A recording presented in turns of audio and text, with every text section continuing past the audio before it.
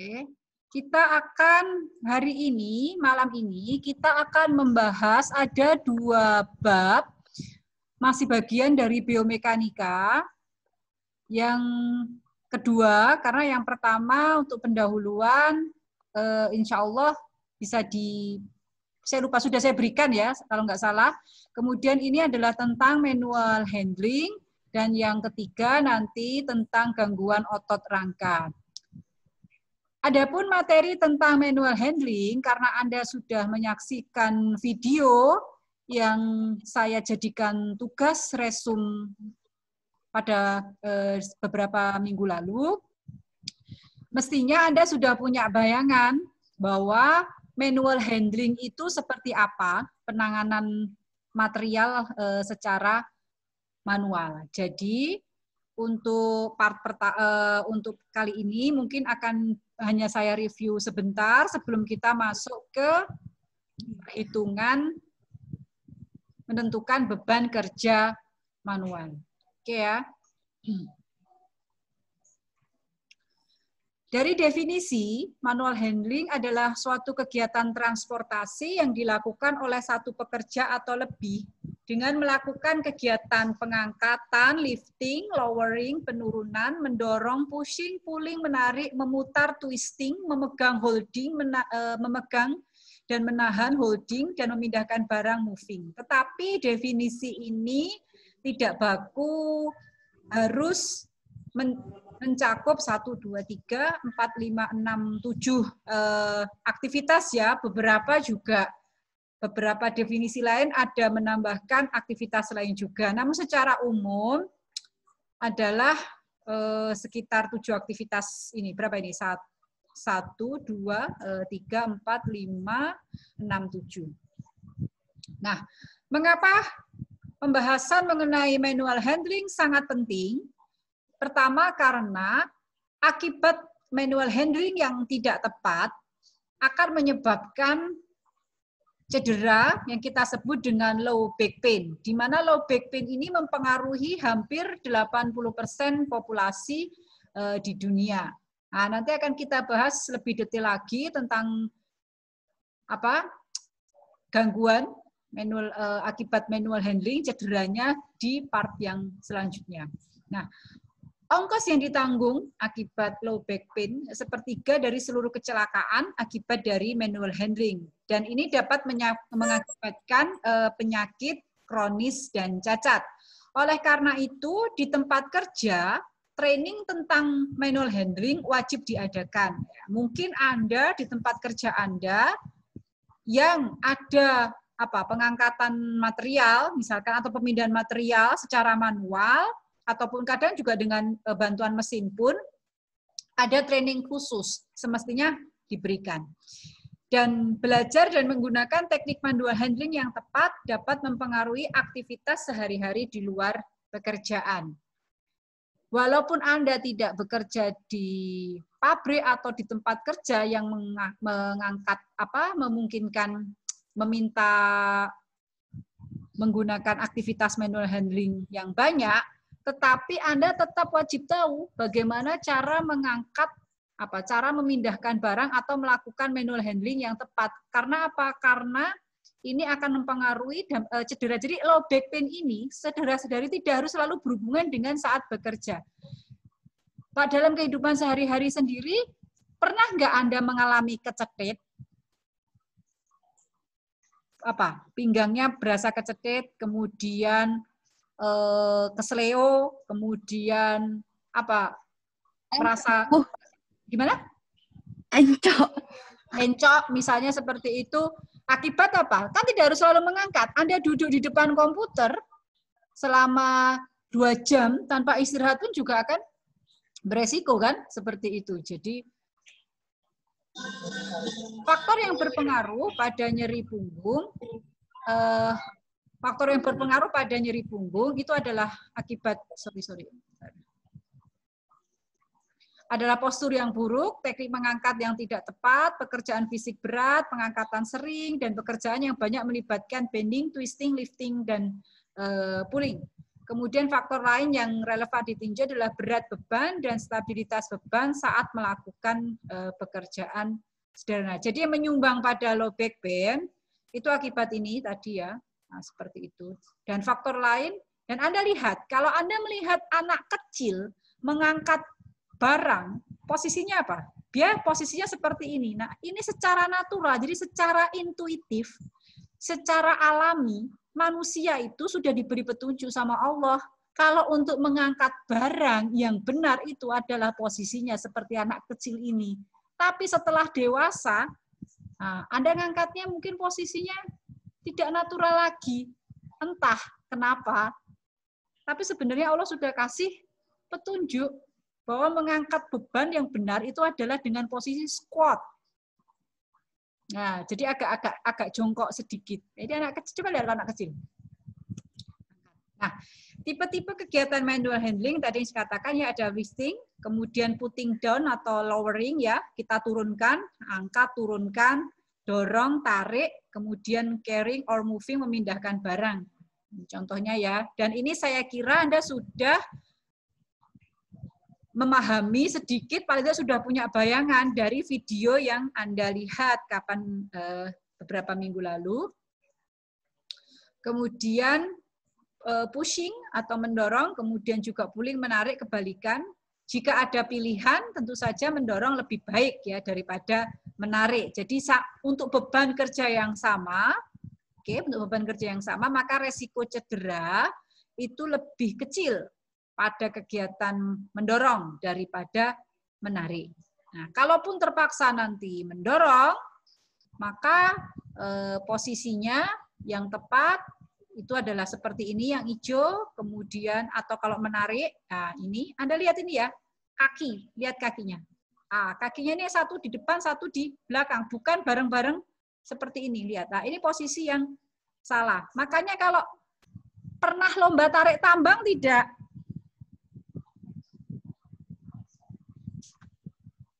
Halo? Nggak pernah, Bu. Nggak pernah ya? Anak zaman sekarang nggak pernah.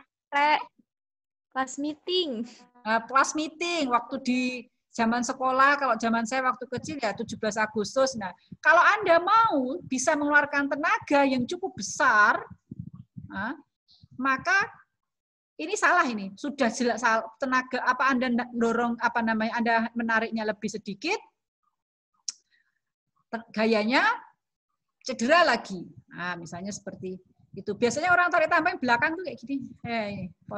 Otomatis kalau secara intuitif pasti kakinya satu akan dikedepankan.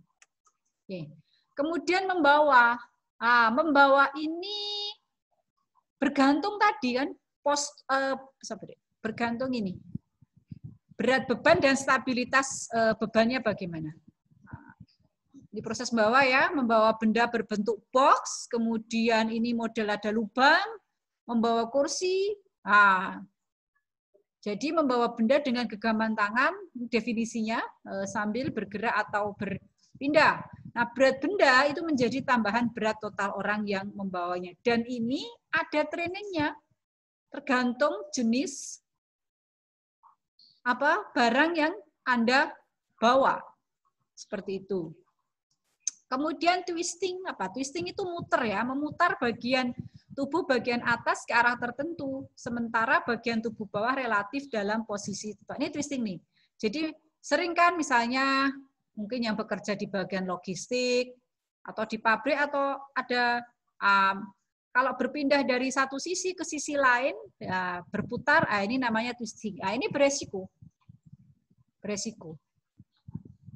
Ini ya, ini caranya. Jadi kalau Anda mau muter, kaki dikedepankan satu. Ini cara correct tekniknya ya.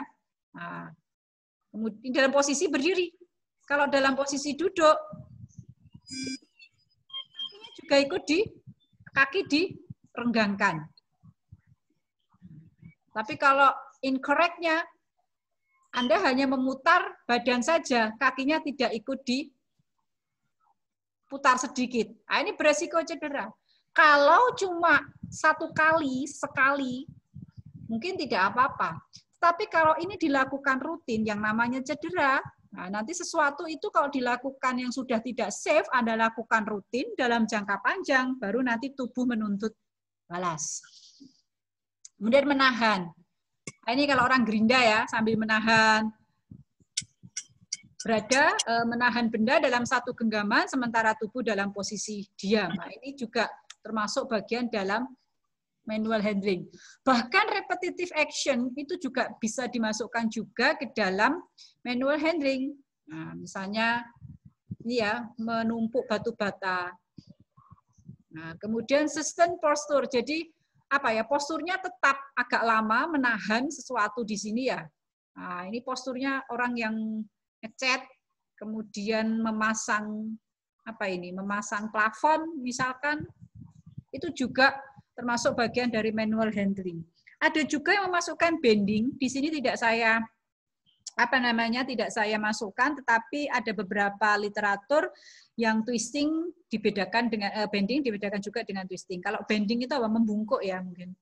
Seperti itu. Termasuk juga manual handling adalah exposure to vibration. Jadi ada expose pada getaran. Expose pada getaran. Nah, ini kalau moderate level itu 2 jam per hari. 2 jam per hari ini tidak continuous ya. Bukan berarti 2 jam itu kena getaran terus, tidak. Tapi ada teorinya, jadi secara intermittent, artinya tiap berapa menit dan sebagainya. Saya sendiri belum cek lagi, kemudian berapa getarannya. Ada alat untuk mengukur getaran, lab kita belum punya. Tapi kalau itu high level of vibration, nah itu hanya boleh dibatasi 30 menit per hari. 30 menit bukan berarti 30 menit terus-menerus. Orang-orang yang kerja di jalan, Anda kan sering lihat nggak? Yang biasa bekerja di jalan tol, memperbaiki jalan, dia suka seperti apa? Ngedrill itu ya? Apa? Melubangi tanah pakai alat. Pernah lihat? Pernah, Bu. Pernah. Atau mungkin pernah melakukan. Kalau Anda praktikum sama zaman dulu saya mesin ya, tapi kan paling cuma praktikum kan paling cuma berapa menit, dan itu juga sebulan sekali, ya itu nggak berbahaya. Tapi kalau dilakukan setiap hari, kalau dia high level, itu high level of vibration itu, yang orang-orang kerja di jalanan itu, setahu saya, itu dia melakukan lebih dari 30 menit per hari, maka itu beresiko.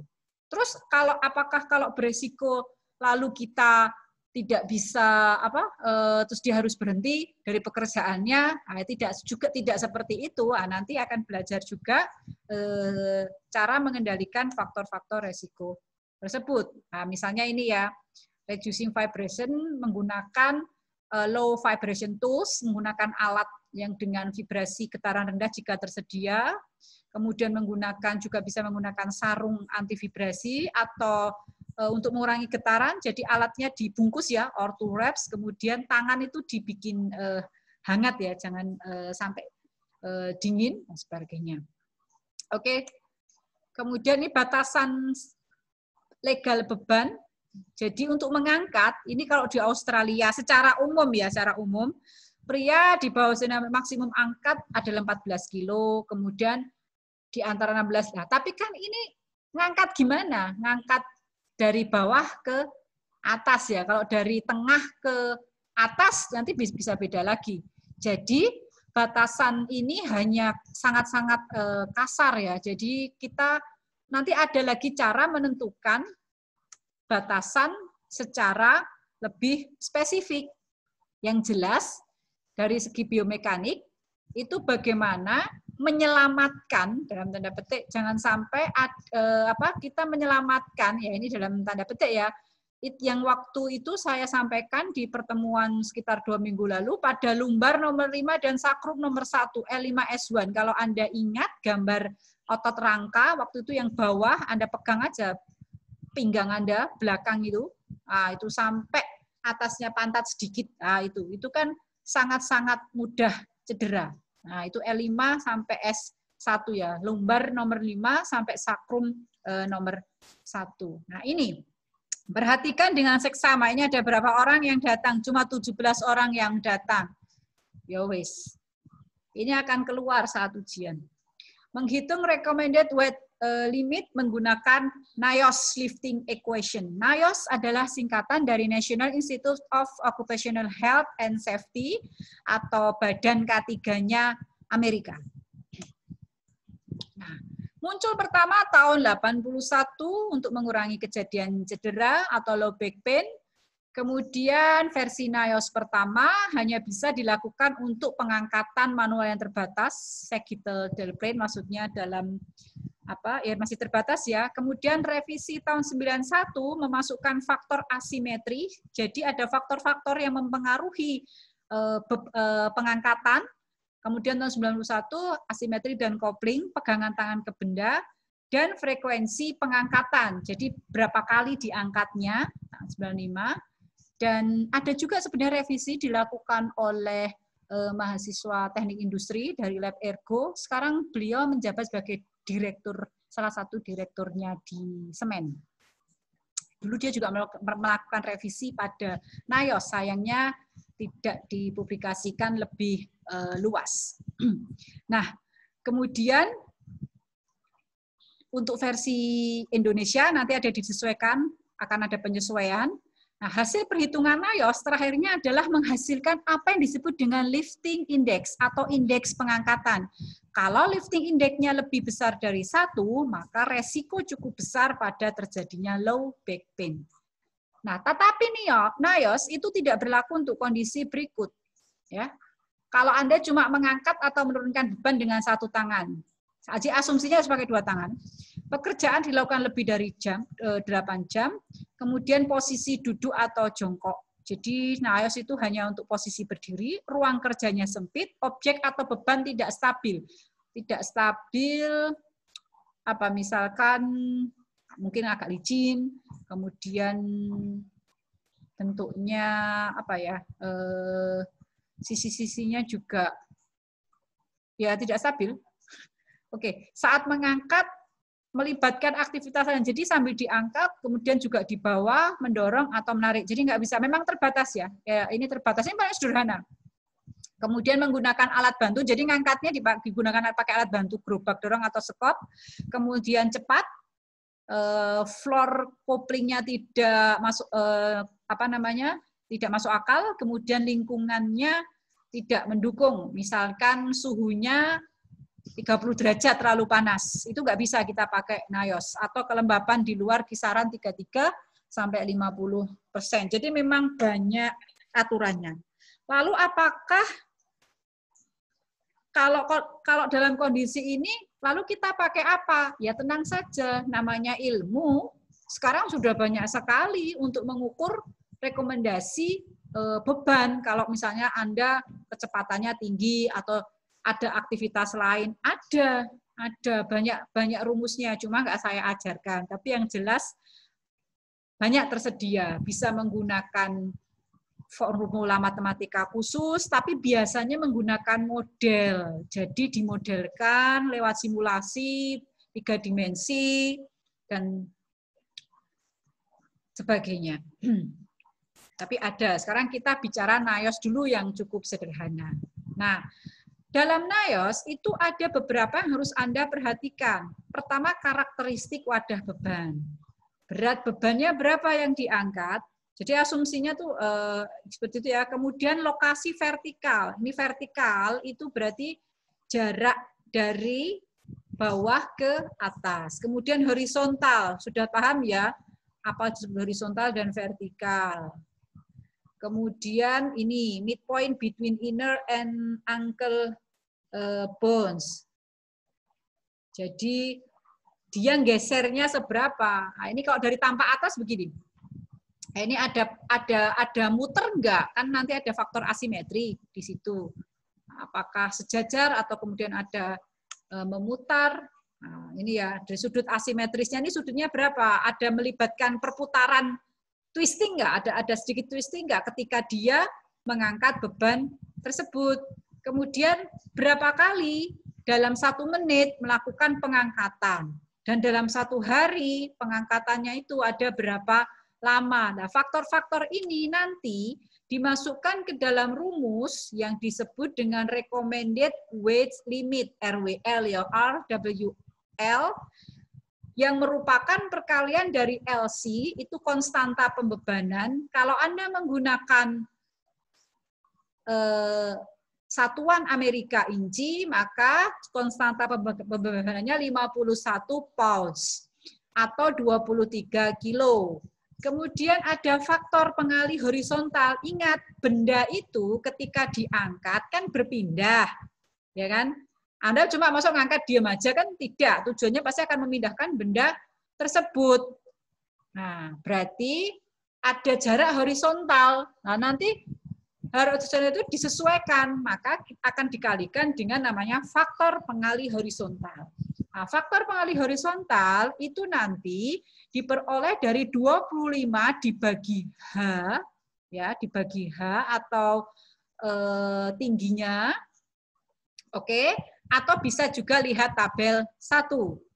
Nah, untuk faktor pengali vertikal, VM itu sama dengan 1 dikurangi 0,003 V dikurangi 75. Ini sudah saya sesuaikan untuk matriks ya, kecuali yang ini ya, ini langsung 23, 25 dibagi H, ini hanya sudah dalam metrik. Metrik itu punya kita, sentimeter.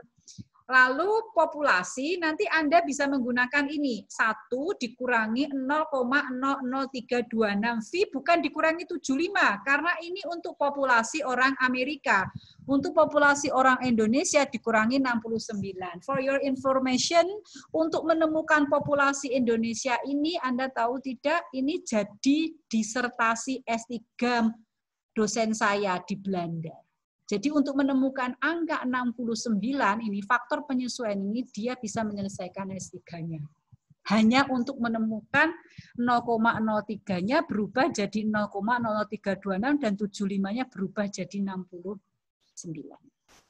Nah itu sudah jadi segitunya ya. Karena kita memperhitungkan, karena kan harus menghitung untuk populasi Indonesia seperti apa. Atau bisa juga menggunakan tabel 2. Tetapi tabelnya juga sudah disusun berdasarkan inci dan berdasarkan matriks. Kemudian ada faktor pengali jarak, distance, M ya. Horizontal, vertikal, distance.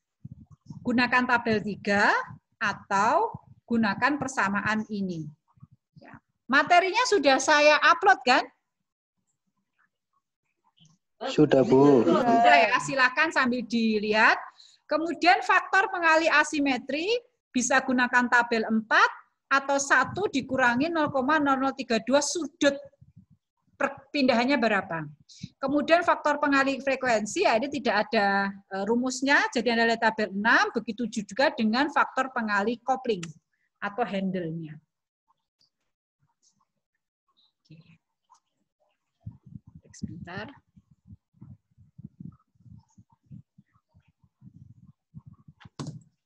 Nah, ini tadi ya, horizontal multiplier, pengali horizontal, ini sentimeter. Anda perhatikan loh ya, kalau tergantung soalnya nanti, menggunakan inci atau sentimeter, kalau kita pakai tabel. Kalau tidak, Anda pakai rumus yang 25 ini tadi. Kemudian vertikal, kemudian distance ya. Jadi, AM-nya, kalau dia 1 inci misalkan sebagainya, biasa pakai rumus sih kalau saya. Kemudian asimetrik ini kalau ini nggak peduli ya apakah dia menggunakan metrik atau inci. Nah, untuk frekuensi ini kan 30 inci nih, 30 inci itu kurang lebih 75 cm. Oke.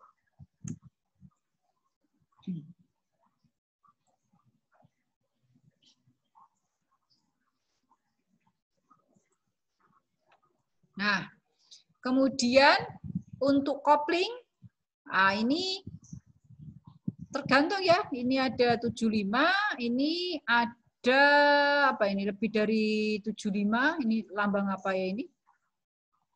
Kemudian kalau good kita kasih angka 1, kalau fair kita kasih angka 0,95. Apa maksudnya kopling good? Itu artinya fingers wrap completely around object or handle. Jadi jari itu membungkul apa ya, erat lah, maksudnya wrap completely. Kemudian fair itu hanya nggak semua jari terlibat ketika Anda memegang objek tersebut. Kalau poor itu hanya sedikit jari atau pakai fingertip ujungnya yang ada untuk mengangkat objek tersebut. Ya, kalau bingung berarti kita bisa menggunakan decision tree for coupling quality. Misalkan objek yang diangkat, dia kontainer atau benda yang loose, loose objek itu pokoknya tidak dalam kotak yang, tidak dalam bentuk kontainer lah. Dan ini, kemudian bulky itu gimana bulky itu? Sisa ngomongnya apa? Ada yang bisa menerjemahkan? Kalau saya bilang, kalau badan bulky itu pokoknya mencotot gitu loh. Kalau istilah orang fitness itu, bulk itu apa ya? Anda tahu orang binaragawan toh? Tahu kayak Hercules misalnya. Itu model-model bulky. Kalau len itu kan yang ramping misalnya seperti itu. Nah, ini bisa menggunakan bantuan ini. Seperti itu. Atau kalau nggak mau repot, ya anggap aja fair lah. Nah, sekarang contoh. Perhatikan contohnya ya. Ini contohnya dalam satuan Amerika. Nah, bebannya 44 pounds, jadi orang ini memindahkan roda ya, dari bawah ke atas. Ya, perhatikan. Berat beban 44 pound. Nah, dia memindahkan horizontal, ini ya, jarak horizontal awal, origin, berarti asalnya. Kemudian destination, akhirnya. Jadi dalam RWL atau NAIOS ini, Anda itu menghitung dua. Menghitung berat RWL pada origin, awal, dan pada destination. Nah, pada akhir. Seperti itu. Lalu dibandingkan. Oke.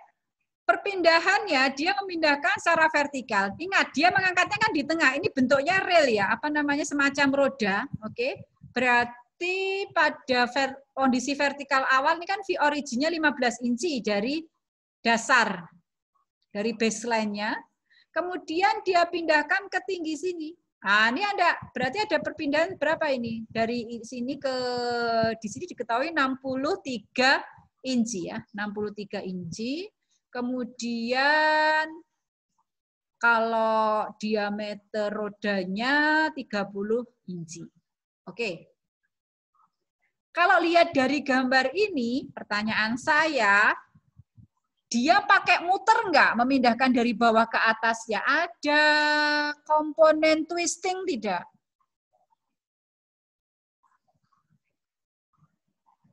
Gak ada yang jawab. Tidak ada, Bu. Tidak ada. Oke, sip. Berarti nanti asimetrinya tidak ada. Kalau tidak ada bukan berarti 0 ya. Kalau 0 hilang persamaannya nanti. Oke, ya ini. Caranya begini, ini adalah sheet-nya, job analysis worksheet-nya. Oke. LC-nya kan kita isi 51. Kenapa 51? Kita tadi pakai pounds kan? Pakai satuan Amerika. Kemudian Anda isi di sini. Horizontal multiplier berapa, vertical multiplier berapa, distance multiplier, asymmetric multiplier, frekuensi multiplier, dan terakhir coupling multiplier. Nah, ini diisi. Berdasarkan tadi ya, sebelum mengisi multipliernya, kan ini nanti lihat tabel. Kalau yang ini pakai tabel aja. Nah, itu Anda isi dulu di sini, biar lebih jelas. Oke. Nah, tadi beratnya berapa? 44. Asalnya berapa? 23 inci. Asalnya 15 inci. Kemudian destinasinya, suaranya siapa itu? Destination-nya, kemudian secara horizontal dia tidak sama ya, tetap 23. Anda perhatikan gambarnya ya, Anda perhatikan ya. Dia ini kan 23 juga ini. Jarak dari mulai origin ke mana ini? Ke destination tetap 23. Kebetulan 23. Jadi jangan bingung. Nanti Anda bingung di sini 23 kok di sini 23. Ya kebetulan saja ininya 23. Kalau geser lebih jauh lagi ya mungkin hanya lebih dari 23. Vertikalnya sudah paham ya 15 dan 63. Bisa dipahami? Bisa ya? Bisa, Bu. Kemudian Insya Allah, bisa. Ustaz. bisa ya. Nah, jarak vertikalnya 48 dari 63 dikurangi 15. Asimetriknya 0 ya, originnya karena kita nggak ada twisting sama sekali. Kemudian frekuensinya, nah ini dikasih data lah. Jadi dia mengangkat itu kurang dari 0,2 per menit. Kemudian durasinya juga kurang dari 1 dan dianggap fair. Nah, lalu kita cari angka ini. Kalau origin hanya 3, berapa multipliernya? Ah, 23 inci, Anda cari di sini, 23 inci. Oke, maka multipliernya 0,44. Kemudian, ya kan 0,44. Oke, Anda masukkan 0,44 di sini. Kemudian destinasinya juga 23, berarti di sini juga 0,44. Vertikalnya berapa? Vertikalnya di sini 1563 ya. 1563, 15 inci. Maka faktor vertikal multiplier pada origin 0,89, pada destination 0,74. Nah, Anda masukkan ini ke origin, Anda masukkan ini ke destination. Kalau pakai rumus, berarti Anda masukkan rumus tadi. Anda masukkan rumus yang ini. Oke. Ini kan pakai tabel. Nah, kemudian distance tadi jaraknya berapa? Jaraknya kan 4. Piro, aku nggak hafal. Piro jaraknya? Destination-nya, gambarnya mana? Nah, perpindahannya. Dia dari atas ke bawahnya 48 cm. 48 cm itu, ya, 48 cm kan jaraknya dari atas ke bawah kan antara 45 sampai 50. Berarti 0,86. Oke. Karena sama ya, sama. Berarti Anda masukkan angka 0,86 baik di origin maupun di destination. Oke. Asimetriknya tidak ada twisting, berarti kalikan dengan 1. Koplingnya, frekuensinya ketinggalan. Frekuensinya kan kurang dari 0,2 per angkatan per menit. Maka kita 1. Oke. Ingat ya, ini 30 ini apa coba? Inci. 30 inci itu sekitar 75 ya. Jadi kalau kurang dari 1 jam, kemudian vertikalnya kurang dari 75 cm, Anda pakai 1. Kalau nanti lebih dari 75 cm, kalau kita bicara satuan metrik, lalu dia ngangkatnya 0,2, tapi dikerjakan 1-2 jam, maka pengalinya 0,95. Cara membaca tabelnya seperti itu. Karena kalau frekuensi kan nggak ada rumusnya. Nah, kemudian kopling multiplier kita kalikan tadi berapa? Vertikalnya berapa? 648 kan? 63 dikurangi 15. Berarti 0,95. Maaf. Kita lihat dari vertikalnya origin aja deh. Original kan originnya 15 inci.